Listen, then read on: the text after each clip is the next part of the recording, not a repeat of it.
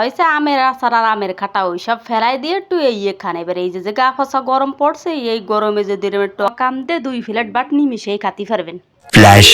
আসসালামু আলাইকুম বাডি বুন্ডি, আপনারা ওগুলি কেমন আছেন? আশা করি অনেক ভালো আছেন। জীবনে তো কত কি খাইছেন, আমের আচার আমের খাটা ওইসব আনে ফেলাই এই যে গা ফসা গরম পড়ছে, এই গরমে নিয়ে আসেন অন্য কোনো নিচ্ছে দুনিয়ার গোটা কাঁচামরিচটা দেবো বেশি জাল জ্বালা টক টক খাতে জলমের ভাল লাগে। তা আমি 2 কেন আম নিয়ে নিচ্ছি বড় বড় সাইজের, কত বড় তা দেখতে পারেন, আটই নাই এখন। কুটার আগেও দিয়ে নেবে, কুটার পরেও দিয়ে নেবে সুন্দর মতো। আমার ওই যে নরবারে তরবার আছে না, তাই দিয়ে আমি সিরিবিরি এর সুন্দর মতো কাটিং ফিটিং করে দিয়ে দেবো। গরমে রুচি আরাই গেছে, কিছু ভাল লাগে না, ভাত খাতে পারতেছিস না, আমার দ্বারা এরম ভাই রাইনতে ভাত করা খাই দিবানি, এক নেলা দিবানি, এদিক ওদিক না তাকায় দৌড়োস, আমার দ্বারা আসিস না, আমি কিন্তু দিতে কি গরম পড়ছে রে বাবা। এই গরমে টিহা টাহা যাচ্ছে না, দেশে বাড়ি কোন দেশে যে পড়বো তা টের পাচ্ছি না। পানির মধ্যে গাবলার মধ্যে পানি চুনি নিয়ে টিয়ে দিছি, আমরে ফেলাই ওই রান্না আমরে ধুয়ে নিচ্ছি। আমের সিজনে যদি আমের কোনো কিছু না বানায় তা হয় নাকি? তা ওই যে আমি গোটা টাইলে টুইলে থুইছিলাম, এই ইয়ানে বাইটিয়ে নিচ্ছে, ভালো করে ফিনিশ করে বাইটিয়ে নেবো। যে আমার যন্ত্রপাতি খান কাজে লাগে, যন্ত্রপাতি হচ্ছে যে আমার ফাটা আর ফুটো, ওর শখের ফাটা ফুটো, তা তোর আম নাগে কব না। আমি এনে ওই যে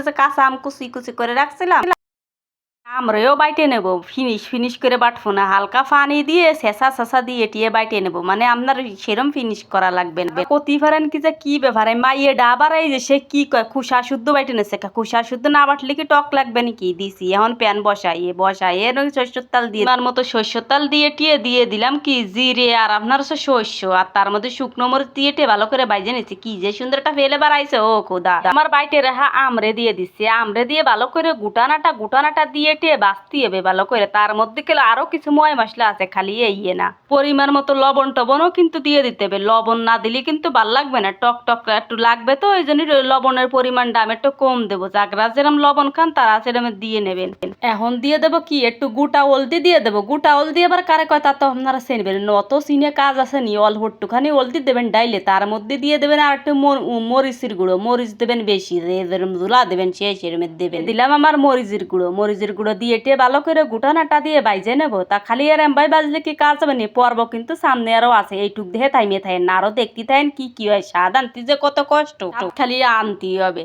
তা যাক এখন আমি ডাহে ভালো করে বাইজে নিচ্ছি। ডাহে বাজলে হবে না কি, ওই যে পানি যা আছে সব গইলে যাবে না। এখন ওই যে নুন হলদির ব্যালেন্স ঠিক করার জন্য একটুখানি দিয়ে দিলাম, কি কয় ওই যে আপনারা চিনি দিয়ে দেবেন একটুখানি। এটা যখন সুন্দর মতো বাজা হয়ে যাবেন, কাজ কিন্তু সামনে আরো আছে। আমি কিন্তু রসুন কুচি করে রাখিয়ে দিছিলাম, আরো কাজ সামনে আছে, তো সেই জন্যই বাজা যখন হয়ে যাবে তখন আমি আলাদা একটা বাটিতে উঠোয় রাখবো। উঠোয় রাখে এর মধ্যে আমি আর একটু তেল দিয়ে দেবো। তেল দিয়ে ওই যে কুচোয় রাখছিলাম আমার রসুন, তাইরে দিয়ে ভালো করে লাল ব্রাউন করে বাইজে নেবে। আমার আমরা ওর মধ্যে দিয়ে দেবো ডাইলে দিয়ে ভালো করে আবার বাইজে বুঝে ডাহে ধুয়ে বাইজে নেবো। পানি গলবে আর ভাজবো, এরম ভাবে আমি বাইজে নেবো ভালো করে। গামতে শহীদে গেলাম এই গরমে। রুচি গেছে কোন দেশে জানে, আটটি তা ধরতে পারতেছি না। রুচি ধরার জন্য আমি নামিয়ে পড়ছি আম নিয়ে। আমার আমরে আয় দেখিনি আমার দ্বারে কয়দিন ভরে যাবে নি, পুরো তোকে তা দিয়া যাবে না। আমার রান্না টান্ডা হয়ে গেছে, আমি খাতি বসে যাবো। আমার তো সহ্য হচ্ছে না, জিবি চলে এসতে পানি 10 বাত নিয়ে নিছি আজকে।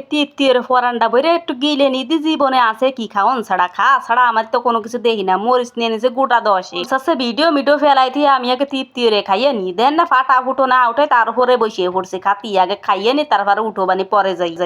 কি যে একটা স্বাদ আসে রে, জলমের স্বাদ। খাতি মন চাচ্ছে খালি, কারা খাবি আয় সিরিয়াল দিয়ে আমার দ্বারে। খাতি মন চাই না খালি গোটা 10 খাওয়াই দিয়ে আয় আমার দ্বারে আয়।